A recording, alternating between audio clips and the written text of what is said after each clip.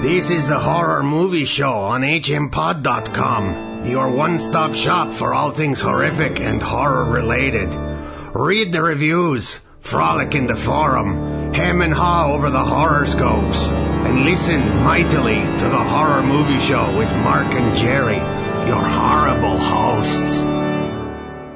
Well, hello there. How are you? This is the Horror Movie Show. I'm Jerry. And I'm Mark. And we're bringing you, let's see, we've now passed our centennial. Now we're into, at the very least, our 101st show. Yes. Some might say our 102nd show. Some might. Some might. But we're not going to. But we're not going to. This is 101. 101, we went out and we bought 101 Dalmatian puppies. And skinned them and made nice fur coats. We stapled their skins together, and Mark and I are both sitting here in our cave wearing bloody puppy skins.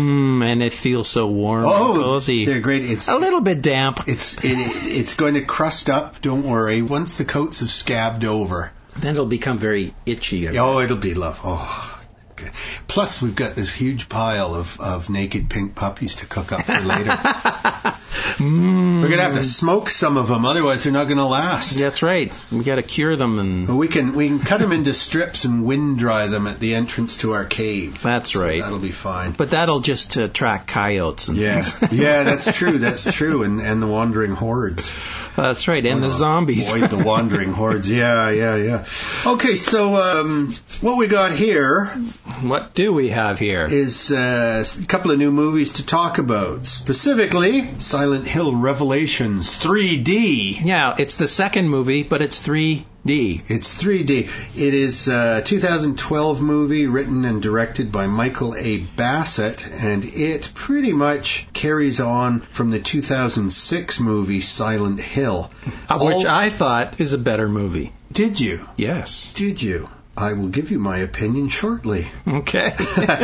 So, I think we have to talk about the first one because the second one carries on from the first one. That's right. And the first one, directed by Christoph Gans, written by Roger Avery, starred Radha Mitchell, who plays Rose Da Silva, Sean Bean, who plays her husband Christopher, Laurie Holden, our pal Laurie Holden from The Walking Dead. There you go. Yeah. She plays cop.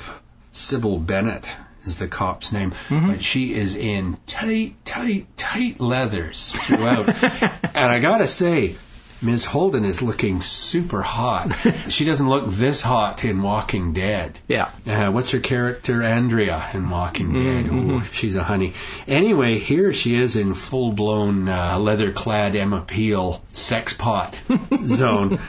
A very good actress and very young at that time. Jodelle Furland, native to our part of the world. She's a British Columbia girl. She plays both the daughter Sharon and the... lumberjack. No lumberjacks. She plays Alessa as well as Sharon. Alessa being the witch daughter, the young powerful witch who was burned alive when she was but a child, way back when, in this crazy town of Silent Hill. Yes. And she laid a curse on the town because she didn't quite die. On her hospital bed, all covered in scar tissue, she does terrible things to this town and to the people in it and anybody who visits. The show starts with this... You're talking about the original? The original. Original, yes. Starts with this woman and her daughter. They adopt the little girl. And the little girl is having nightmares about her old town, Silent Hill. And plus, the mother is actually having these visions of Silent Hill as well. She's involved in the supernatural of it as well. And the daughter's kind of going a little bit of insane, and they're trying to figure out her past. Maybe her mother or father was insane or something. Yeah. They're trying to find out a little bit more about her background. So she decides that she's going to go to Silent Hill and find a little bit more about her daughter's background. Mm-hmm. So, against her husband's wishes, she just takes the kid one evening and just takes off for Silent Hill. Right. Which isn't on any maps. They know approximately, and they find a local town, and they find directions. You keep saying they. It's just the mom. The mom. The mom is looking for this town. The little girl is in the car. Yeah. But it's the mom is doing all this on her own. Yeah. Yeah. The Radha Mitchell character. Radha Mitchell, by the way, is one of my favorite actresses. She was so good in Pitch Black. Ah. She's the captain in Pitch Black. Yes, the only survivor. Yeah, the crew, crew that survives, yes. That was a good show. Yeah, one of my favorite sci-fi movies. Anyway, yes, so they do manage to find the town of Silent Hill, but before they get there, an enormous bank of fog rolls in. They have to abandon their car. Well, in fact, even before they've abandoned the car, a police officer, a woman, has pulled him over. The little girl vanishes, and so now the mom is frantic because where's the little girl gone? And the cop and the woman, while they're enemies to begin with, they soon become allies, both in trying to find the little girl and just surviving. Yeah, they can't leave the town once they get in the town. That's right. Suddenly there's this ravine. It's a cliff, awful. Yeah. And they can't get back on the road that they came in. Yeah. So they're stuck. I really like this movie because I didn't know what was going on. Right. I mean, it's like there was really... Have you ever played the game that this is based on? No. Okay. Japanese horror video game. And they go into this town. Depending on the time of day, there's this clock that chimes. Right. And every time the clock chimes, reality melts away. Everybody has to be in the church, otherwise the monsters will get you because the whole town. Everything changes. It's like the walls melt. It's like they become dust or something. It's like it turns from a regular town into a town living in hell. Nicely done. I found the first movie to have an awful lot of plot holes in it and inconsistencies and set pieces that are only in the movie because they were in the video game. Like in both movies, the new one and the original. Have you seen the video game? I've seen clips of it, yeah. Oh. Years ago when it was new, I played the demo for it. Oh, okay. So I played a little bit. I've never seen the video, so I was really intrigued with all the different sets and the different areas. Like the room, they always have to go through a corridor full of these blind nurses, with bandages all over their heads. That's pretty cool. And they're all stunningly hot bodies. Yeah. But they're attracted to sound and they're murderous and they just start hacking and slashing. Don't they have scissors and stuff? They've all got different weapons. They've all got different scalpels or knives, butcher knives, whatever. You don't want to make any noise around these things. No, and they're slicing at each other just randomly. It's very random. But neither movie, just simply moving the plot along, in neither movie are they necessary. They're simply there because they were in the original game, and it's a horrific image. It is horrific. Starched white uniforms now grimy and bloody. But at that time, they're going into the hospital, which is where they find these things. Yeah. In the original movie, she hears her daughter, and so she's going into these caged areas. One of the reasons that this town is cursed, and it's always raining ash, is it was a coal mining town, and underneath the town, the initial disaster, which more or less killed the town for real, was a fire. Yes, an underground fire, which they can't put out. So the mom, in looking for Sharon, has to go down below the town into the mines. So she's in like this underground pitch black maze, which never is completely pitch black when they want to show you an effect. No. There's always a strobe light going. There's a light of of some sort. And then they had those little creatures, those little white baby-like creatures. Yeah. Very baby-like. Yeah, they don't show up in the second movie, but they're in the first one. Yeah, and that's the first ones that she comes across, the creatures that she comes across. And I thought, this is all fascinating. Right. I don't know what the heck's going to happen next. Yeah. Well, it's because it's based on a Japanese-made video game. And the Japanese don't seem to worry about whether a story progresses logically, you know.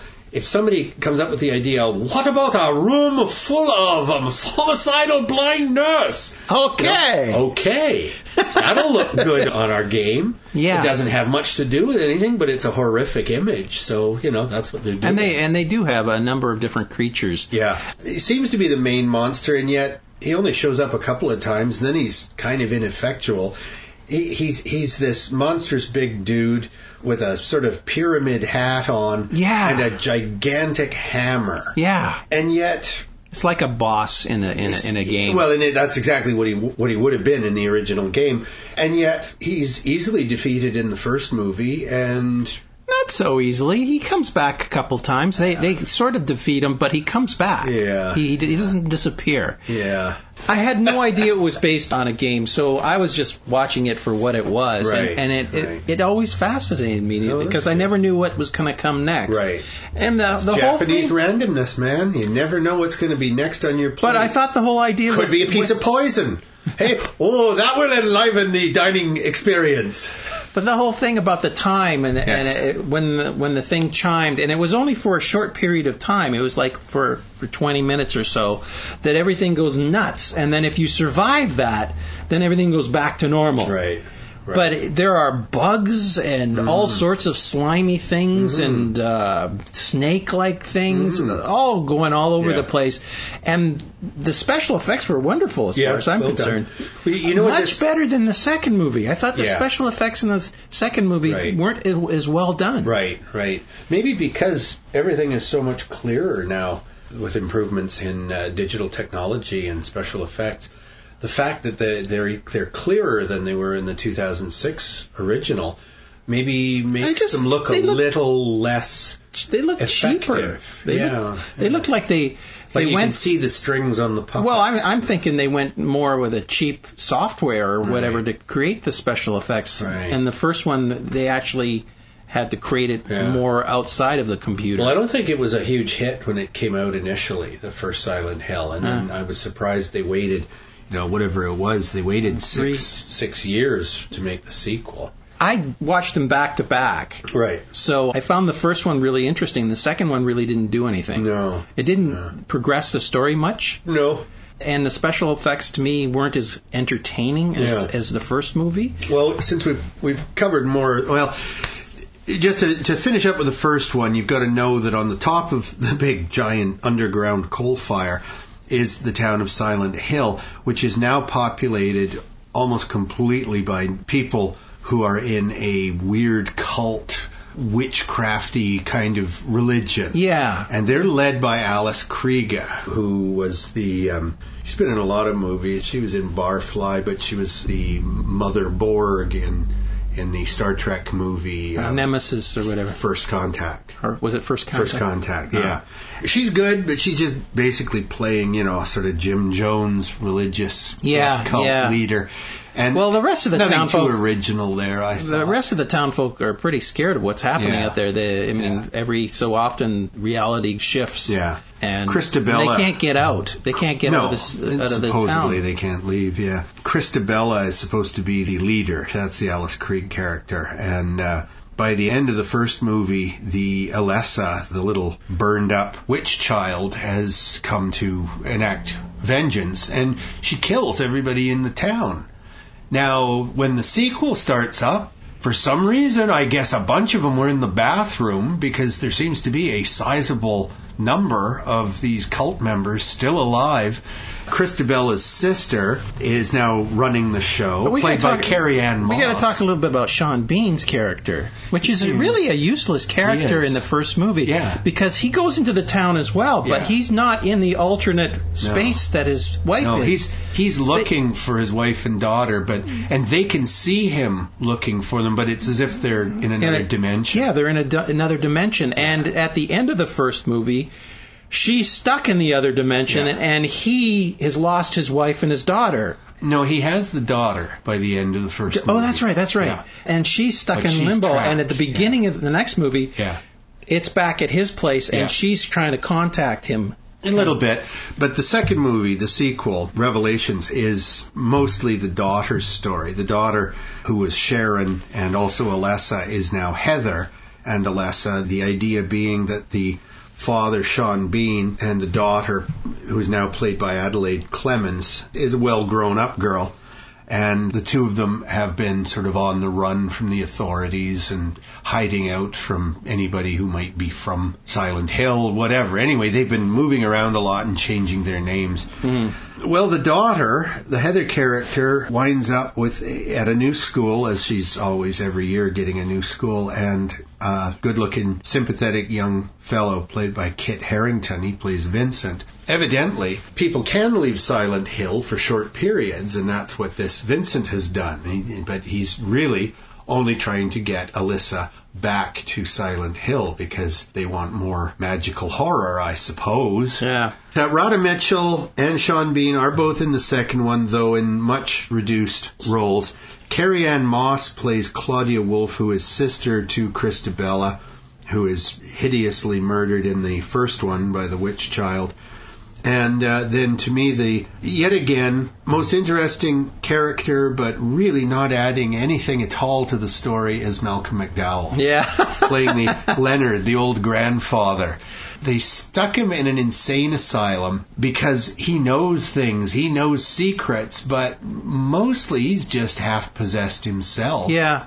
Total waste of energy there. And he's only in there for like 10 minutes. Yeah, at most. He's got one scene, he's in for 10 minutes. They give him lots of hideous things to say and hideous things to do.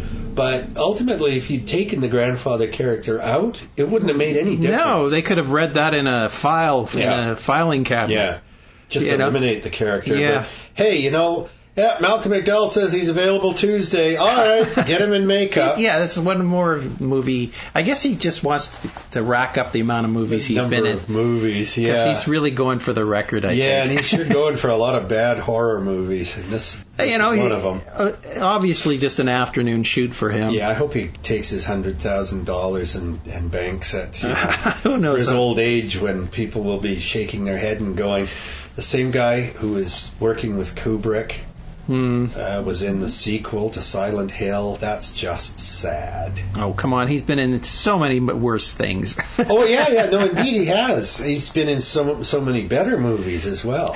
Too. He's not carrying any movies, let's put it that way. No. He's always a bit part here and there. Yeah. He's not really doing a lot. That's right. They gave him the doctor character done so well by Donald Pleasance in the Halloween movies. Yeah. Once they rebooted those under Rob Zombie. It's just...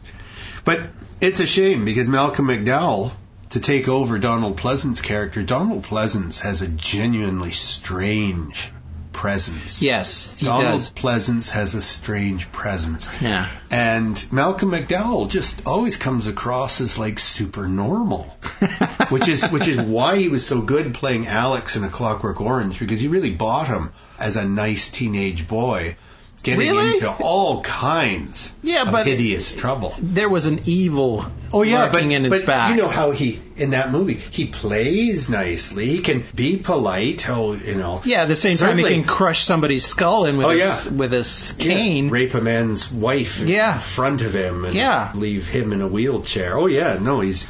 Probably the most horrific character I ever played was Alex. That's right, and that scene with him and the counselor sitting on his bed, and he's in his underwear. Yeah. That whole scene is just... It's wonderful. It's a wonderfully played piece. Yeah, and it's like you're going, what the hell's going on here? But see, that's what I'm talking about as far as Malcolm McDowell. He can play it very straight, and at the same time, there can be these depths of horror within him. Right. And then you have the grandpa character that he plays in Silent Hill Revelations. Yeah. All on the surface. All in the makeup and the nasty words that they've given him to say. There's no nuance. There's no subtlety. He's not bringing any of his acting ability to it. Yeah, it's almost like he just read his lines and didn't bother finding out what the movie was about. Well, I don't think anybody read the entire script from start to finish because it just doesn't make sense. I didn't think the first one made sense. I don't think the second one makes sense even more. I don't think the second one needed to be made. No. The first one was good enough. Really? I didn't like either. I loved it because of the weird randomness of it. and the fact that they had some really cool things happening. It wasn't just special effects, but it was really cool incidents.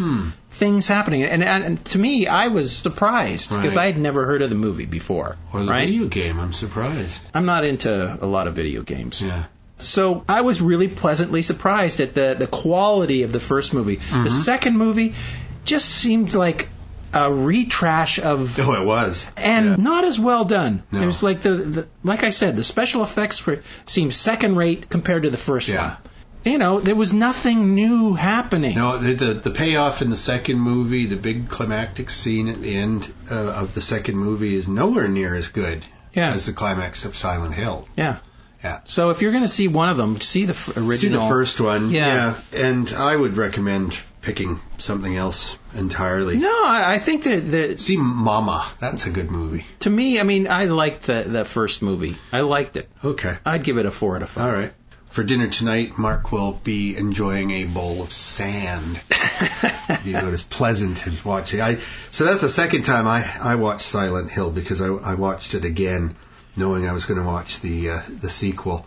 Well, did you think the sequel looked better than the first one? No. No, but I didn't think much of the first one either. I thought... Oh, come on. That looked really good. It looked very much like the video game, which I was not impressed with. I played the demo. That was enough for me. It was made back in the days when they were making so many games for the PC platform. Right. They still do make a lot. Really, it's that old that it was before there were a lot of home game consoles and stuff like that. Oh, Atari's been around forever. Yeah, I suppose. I don't think this was ever Atari. I think it was pure PC. Yeah, I know, because PC had more. Konami, maybe, is the company. Yeah. Anyway, not very good. So we got according to you. Yeah, absolutely according to me. My opinion is the correct opinion. Yes, correct for you. No, correct for all. And one day I shall enforce my opinion. So go out and watch this and then tell us who's right. Yeah, sure, do that. The next movie we got, The Harsh Light of Day, another 2012 movie, written and directed by Oliver S. Milburn. What's not the name of the doctor on Gunsmoke?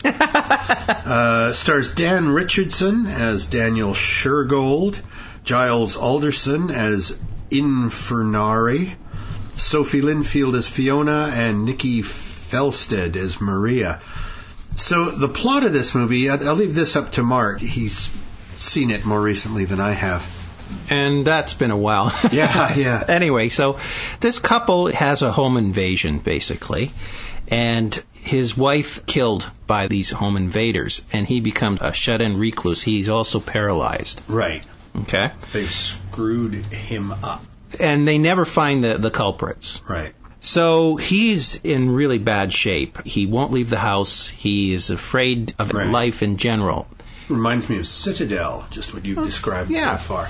A friend of a friend shows up, and he's trying to get him out and about, and he's also going to try to get him some resolution and finding these people. Help him get the strength to fight these people. Lunatics. And throughout the movie, you find out that this friend is actually a vampire. Right. He only shows up at night. He's very strong and vulnerable. Yeah, and he basically helps this guy get enough nerve to go outside and find these people. And the way he does that is with the guy's permission, but not fully understanding what he's giving his permission to. Yeah. He turns the victim into a vampire. Now, they do go out and they find these people, and he does get his justice, but at what cost? Yes. I mean, his soul. And plus this guy wants to continue this vendetta against other people. Yeah, that's right. Well, he's using the hero or the protagonist to murder all sorts of people. That's right. Not just the guys that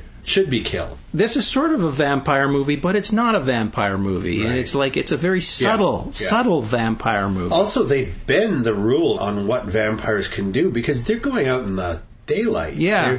They're not true vampires. They do wear sunblock. Yeah, they don't worry about crosses. And as long as they have a hat and it's stuff. None of the Christian stuff works. No. That's just rubbish. Yes. The guy says, that's made up for the movies. That's right. Yeah. So there's a lot of it's a different type of vampire movie.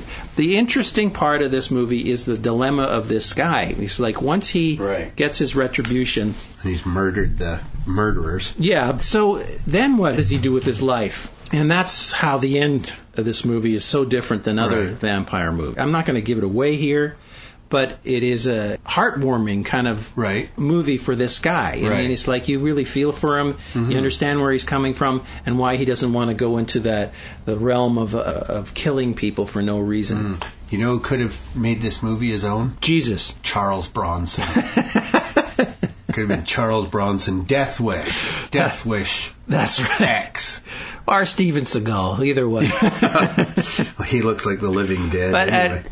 A very different type of movie. Yeah. I mean, and that's the title of this movie, the Harsh Light of Day. Harsh Light of Day, is because they can't go out without covering up. Right. But they hardly even cover themselves up. And They do cover them. If sunscreen works, what about their eyeballs bursting into flames? What about when they're talking outside, the inside of their mouths would burst into flames? Well, we don't want to go there anyway. Exactly. They didn't go there. It is too silly. Yeah. It wasn't a bad movie, but I have to admit that I don't remember it very well.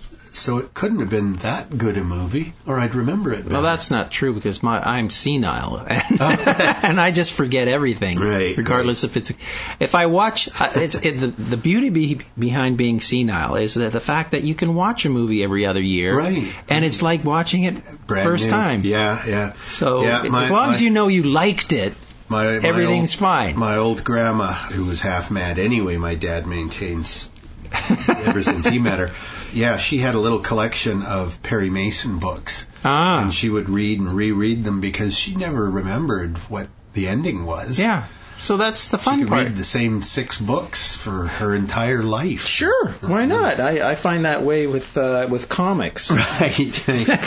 because you read a comic so quickly, right, and it's gone. Right. You know, you reread it a year or 2 years later, it's like reading a new one. Well, there you go. You can waste your time twice with a good comic book. That's right. There you go. Or a graphic novel. So I have a movie from 2011 which Mark has not seen and will refuse to see. And won't have to see because I'll talk about it right now. It's titled Vile, and it's a great example of truth in advertising. This movie is extremely vile and probably should never be seen by anybody, anywhere, ever. The movie? Yeah. Really? You didn't like it? It's so nasty. Directed by Taylor Sheridan, written by Eric J. Beck and Rob Kausaluk. I would recommend this movie to anyone who really, really liked the Saw pictures, which is what this is very like.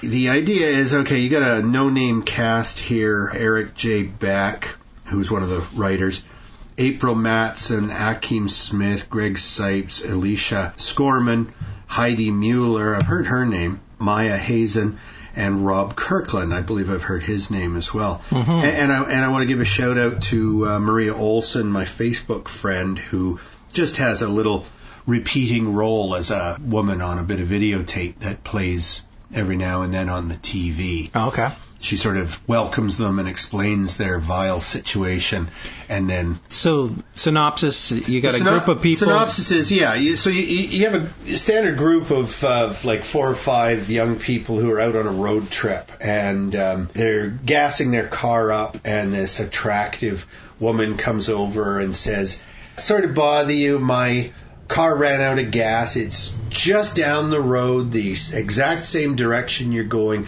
Could you just take me and my gas can back to my car?" "Sure, no problem." Even though the girlfriend of the guy driving finds her a little hinky and doesn't really like this, but okay, along comes this woman, and they get to her car. She gets out with her gas can, comes back to the passenger window and goes, "Oh, one more thing," and fills the car with gas.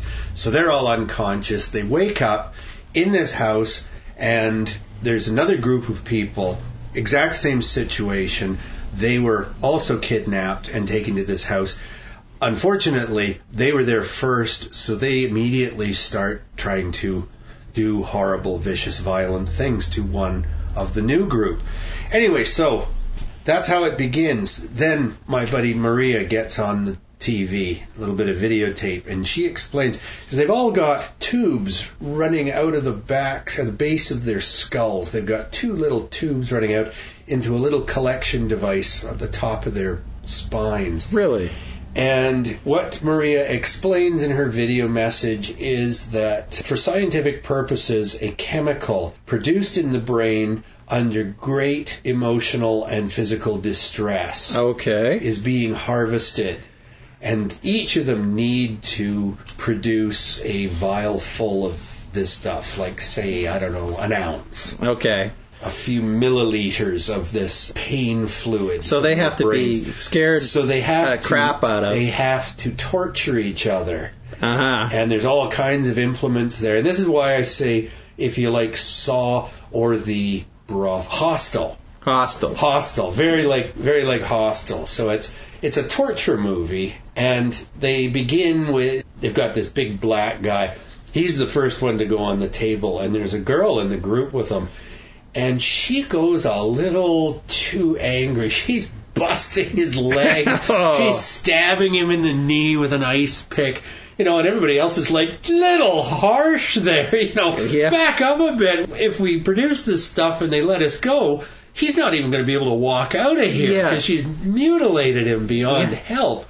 So he's bleeding and swearing at her, and everything is really just getting nasty. Who's producing the liquid at that point? Well, the guy on the table is producing the fluid because the people watching. No, it takes physical pain to produce this juice. Okay. So they do the black guy, and he produces his dose, and now he's just on a couch, unable to move.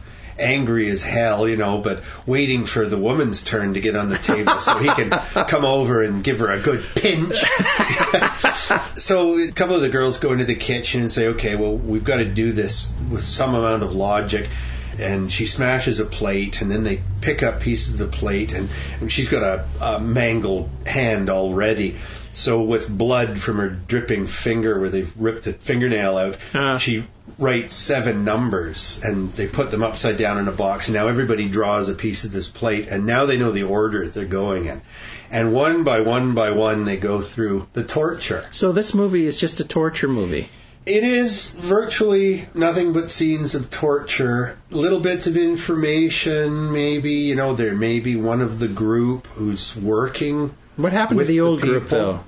Well, they're all together in this house now. Once they realize, so none of them have produced the vials yet. Not full up. No, they were waiting for that videotape to explain what they're doing. And then the first guy on the table is strongest one of them, the big black guy. Right. There's a couple of black guys, and in fact, all the young men are fairly fit. But this one black guy would have been the greatest threat. Right. So they take him out first, without really knowing why. And they also don't quite know how far to go with the torture. But they're doing stuff like 3 of them at once go into the kitchen. They fill a huge cauldron with hot water, get it boiling on top of the gas stove, and then all 3 of them plunge their arm into it at the same time. Okay, so they're doing it to themselves. Well, they have to do it to themselves or each other, whatever will produce. Right. And the most sympathetic of the characters is this pretty young woman who she reveals has just found out she's pregnant. She hasn't even told her boyfriend. Oh, great. After the black guy, her white boyfriend is the next to be tortured. And when it comes the pregnant girlfriend's turn to be tortured, the boyfriend, having just found out that she's pregnant, doesn't want her to be tortured. And they're trying to figure out, well, could we divvy up her portion? And all of us just take another 20 seconds of pain so she doesn't have to do it. But no, it's not going to work. No. The little vials only hold so much. She has to be tortured. So instead of, repeatedly stubbing toes or pulling out just toenails, they're randomly grabbing fingers and pins, pulling. I know. There are ways of creating pain the pregnant without girl, dismemberment. I would hope so. Yeah, somebody should have told the writer. The pregnant girl, thinking she's going to do her boyfriend a great favor, remembers that just before they went on this trip, somebody had given her a little baggie with some OxyContin tablets in it, which are like morphine. Mm-hmm.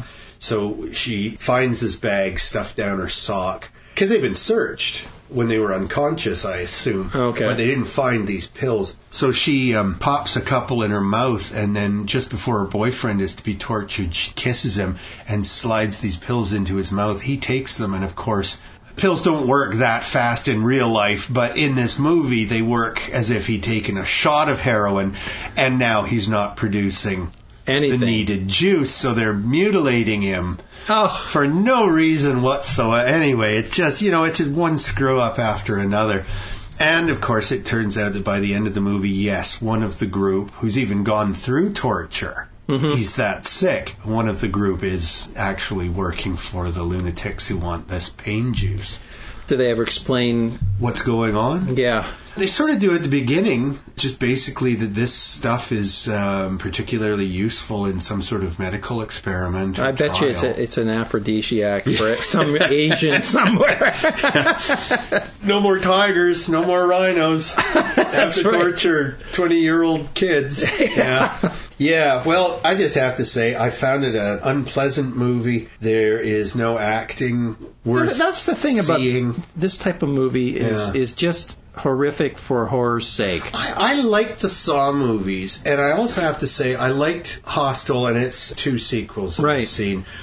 That's because they sort of... You go into those with your eyes wide open. I mean, after you've seen the first Saw movie, if you're expecting that they're going to be, wonderful, complicated stories, I don't go for the torture, I go for the love. No. These are torture movies. These are virtually snuff movies being acted out. Yeah. Vile doesn't even have the recommendation. What's the series where they're supposed to be dead and then... Final Destination series. To me, after the first movie, it was basically, let's create as creative as we can of killing people. Yeah, mutilating teenagers. And throwing in all sorts of red herrings all over the place because you're guessing how someone's going to die. Yeah. And it's almost like you can make bets. That's right. And then when they surprise you... The piano being lifted above the doorway and we see the rope fraying and... Just as the piano is about to fall, somebody goes, "Hey, look out for the piano," and he steps out of the way, and that's when the plate glass slices his head off. That's right. It's got nothing to do with the piano. Exactly. That I can see being cultish in that it becomes fun. Yeah. But when it's just torture and not a lot of storyline, no. One little premise, I could do without. Yeah, absolutely. I'm not a big fan. I think that's why I so much like The Cabin in the Woods, because that takes every one of these teenage torture movies and looks behind the scenes, does a nice spin on it, and explains, that's why there's always some grizzled old maniac saying, I can tell you where to go, but I'm not sure you want to get there. He's the gatekeeper. One by one. And all these things happen in this movie, just like all the others, except there isn't anything supernatural in this whatsoever. It's purely torture to get this pain juice. I would hope there's a good resolution somewhere. Not much. No, it's set up so that they could do a sequel. Yeah, I just hate that. Why can't they make them so that, if you do a sequel, it doesn't have to start right where the other one ends off? Hey, we just talked about the 2 Silent Hill movies. The end of the first Silent Hill movie, everybody in the town is dead. Yeah. For the second Silent Hill movie, like I say, what? Were a bunch of them in the bathroom? Of course. How could the town be repopulated? Well, but it is. It's magic. Sense doesn't really matter. Well, I think we're going to call it a day. I'm going to call it a harsh light of day. Yeah, because we're so disgusted with bile. Absolutely. They could have called it bile. Bile, yeah. That'll be the sequel. Bile. Yes, that's right. And, of course, vile is a different spelling for evil. I just realized that looking at it here on the page. So, anyway, we'll be back next week. We got some more movies to talk about next week, including... Sinister, a big budget ghost picture with Ethan Hawke, among other people. So that's it. That'll be our 102nd show, more or less. We don't have to talk about numbers anymore. I guess not. It just doesn't matter. No, when we hit 150... 1,000. No. Yeah, that'll be the day. That'll be the day. Okay, folks, so it's so long from Jerry. And goodbye from